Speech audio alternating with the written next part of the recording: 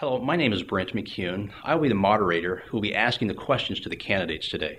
On behalf of today's sponsors, the Olathe Chamber of Commerce and Lenexa Chamber of Commerce, I'd like to thank you for agreeing to participate in our Vote Olathe effort, which is focused on educating our chamber communities, our business communities, about the candidates and what they are running for this year in the state legislature. The format for this video session will include a 1-minute opening statement by the candidates, followed by a question and answer period. Candidates will be asked prepared questions on business-related topics, and candidates do not have any prior knowledge of specific questions. They will also be asked to limit their responses to 2 minutes, and the session will conclude with a 1-minute closing statement.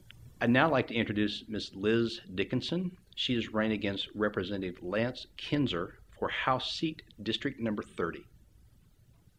I now would like to ask our candidate for a 1-minute opening statement. And if you would, tell us a little bit more about yourself and what distinguishes you between you and your opponent.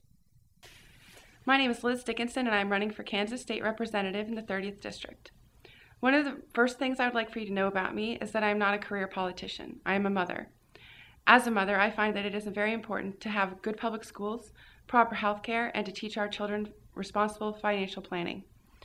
One of my concerns in Kansas right now is our current representative. My opponent, Representative Lance Kinzer, is a one-issue and one-issue alone candidate.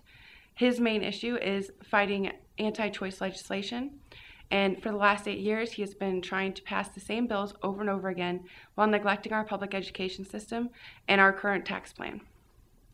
I would like to increase our attention on these issues that have been neglected, and I don't find that career politicians are representing our voice well in Topeka.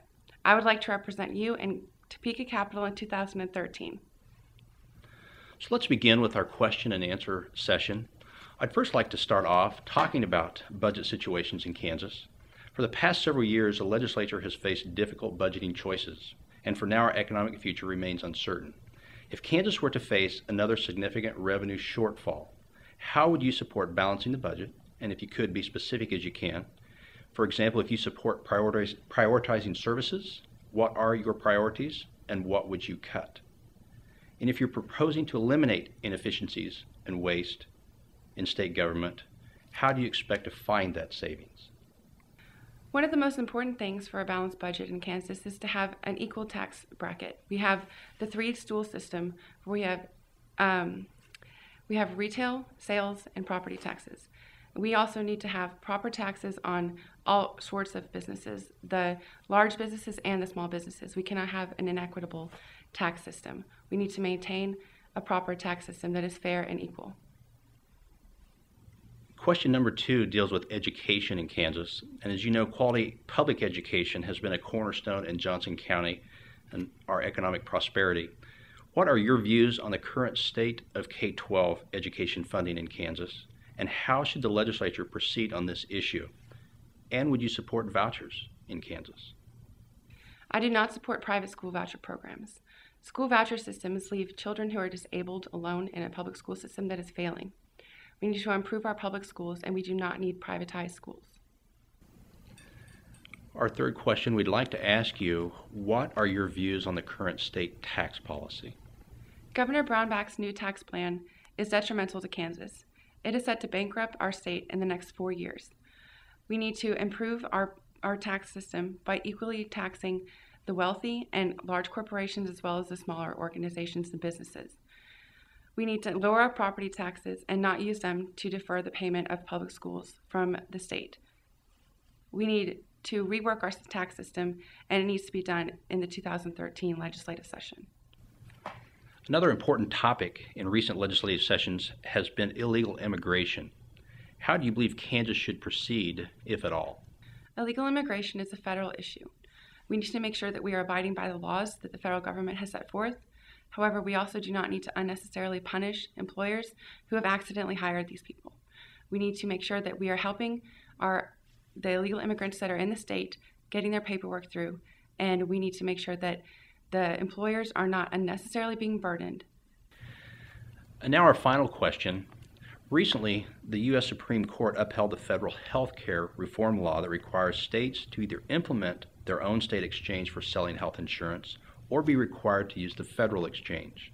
Do you support the passage of a state exchange in Kansas? The Supreme Court has passed the Affordable Care Act, and Kansas needs to implement the program in order to help the Kansas citizens out.